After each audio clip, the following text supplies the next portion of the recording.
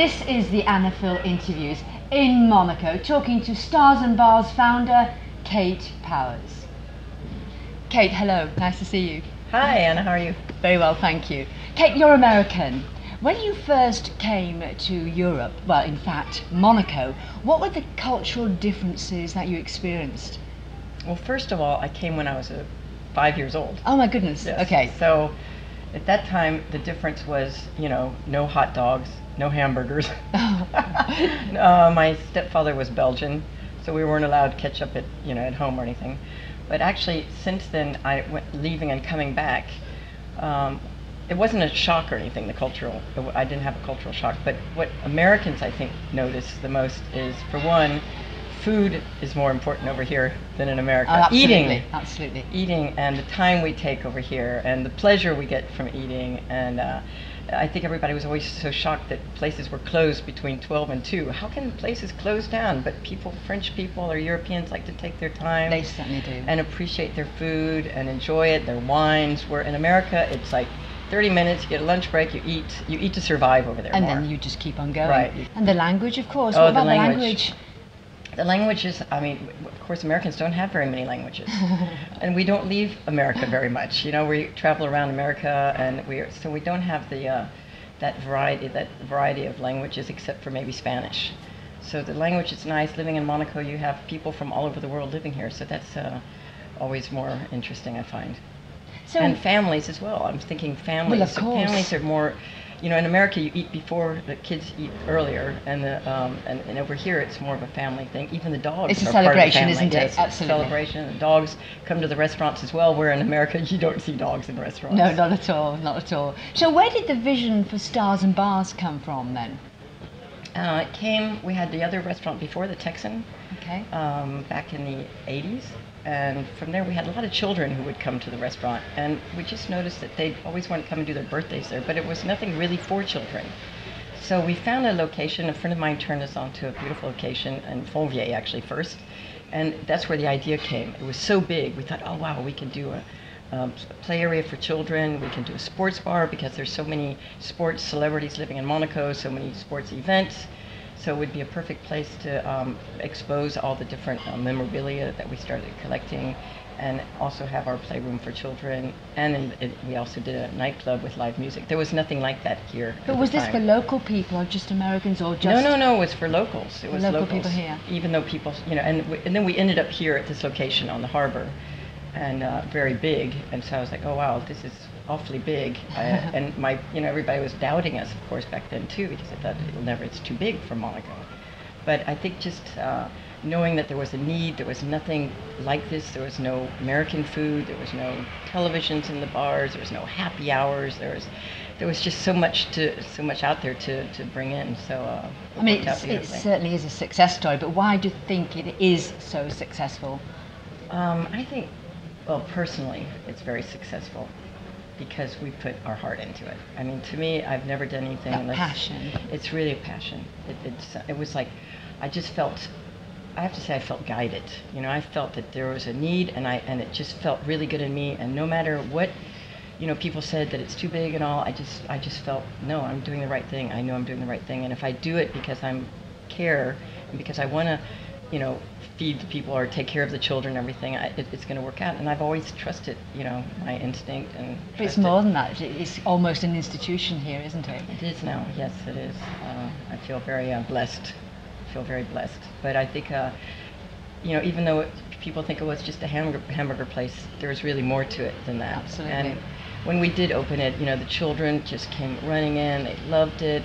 And I always tell the story where the international school opened up right next to Stars and Bars, and they're walking by the school, and the little kids were holding hands, and I'm standing in the front of Stars and Bars looking out, and these children this little boy turns around and he looks up at the logo on top of the door, and says, "I love Stars and Bars," and I just started crying, just thinking, okay, feeling of well-being. We made it. This is what I wanted, was just to make it really a place for families, and so we were able to develop big events for them, and birthdays and Halloween, which we didn't have, and so it snowballed. Yeah, and it just snowballed, and I think it just was different. It was just different. It was so different. There was nothing like it anywhere around. So, But this concept has snowballed across the world. I understand that you've gone to the Arab Emirates as well. Right. Is the formula There's a the same? franchise. Yes, it's the same. It was Abu Dhabi and Dubai, and now in India. In India as well. Right. And So who's the Northern markets India. there? At first, they weren't sure about having the families, and I said, well, that's what Stars and Bars is all about, especially in in India. They said, well, they don't always mix in bars and everything, and now they're realizing that it attracts the families, so they're about to build 5 more. They want to do 5 more, so they're going to make a special level for the mothers and children. And do you oversee that as well? I have a little team that helps me oversee it, and I should be going over probably this fall. Now, Kate, I've noticed you're quite a philosophical person. What moves you? What moves me? I think just life in general, just love of life. I love living in Monaco. I love living on the sea. I love sailing. I love being close to the mountains. I love like we say, the culture here.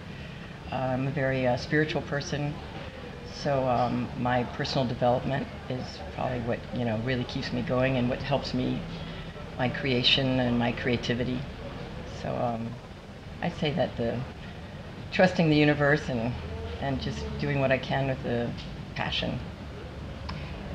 Because people could say that, and they do say that, the saying of living the dream. Do you think you are living the dream? Yeah, I think I am. I am living the dream. I'm enjoying, I think if you can wake up in the morning and feel happy with what you're doing. And with I feel who like you are. there's, Yeah. and with who you are. I think there's more, there's more to do, and I just keep trying to follow my instinct and see what direction I need to go in. But I think, just realizing that there's more to life too. For me, there's more to life than our everyday little train-train, as they say in French. Yes. And just seeking. I'm always seeking to see how I can do better for myself, do better for others. So I think that's what keeps me going as well. And there's no doubt, though, that you are a successful businesswoman. So do you have any other goals in life? Oh yeah. Yes. Would you like to tell me about them? Well, actually, right now, I think one of the things I've always wanted to do is just to do some type of center where I could help people feel better about themselves, whether it's with the mind, the body. I think I'd like to help teenagers who have difficulties, with life and growing in cultural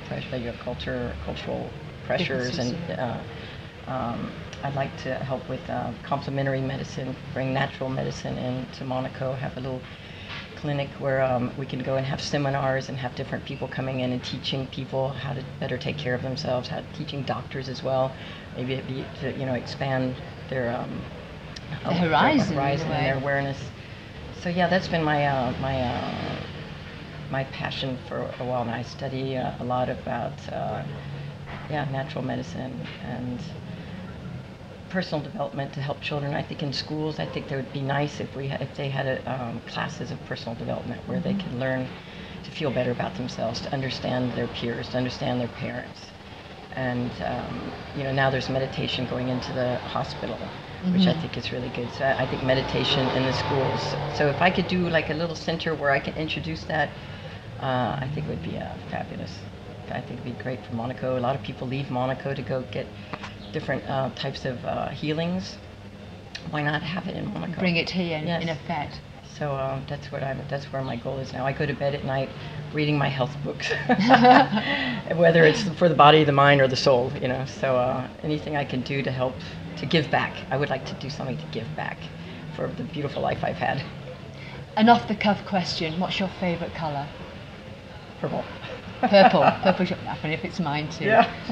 Kate Powers, living the dream, I would say. Thank you Yes. for talking to me today. Thank you. Thank you. Thank you. Thank you.